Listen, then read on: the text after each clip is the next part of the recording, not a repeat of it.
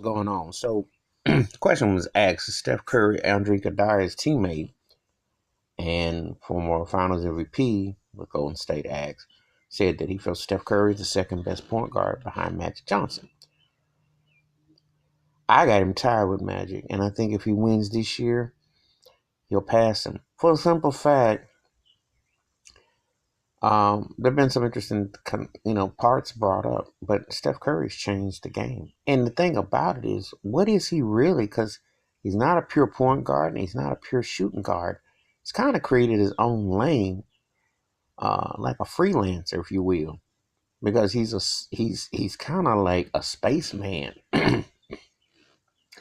Matter of fact, if Elton John didn't have the name Rocket Man, I would almost call him Rocket Man, but no pun intended because of the Rockets. The babyface assassin, but he's like a rocket in his own way because he launches from anywhere. He's thrifty, sneaky, crafty, creative. And I haven't seen anything like Steph Curry unless I'm, pardon me, the closest thing I've ever seen to Steph Curry in my life was Curly Neal for the Harlem Globetrotters. And because of the takes that he does, the drives he takes, the moves that he makes. But there's nothing, I know, big fan of Magic, big fan of Isaiah Thomas, Oscar Robertson. But this guy, he's freaky. He's freaky great. I mean, he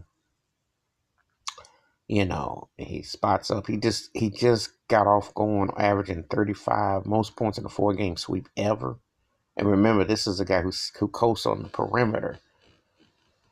I mean, some people fill up on how great he is. I haven't. I've watched basketball for a long time.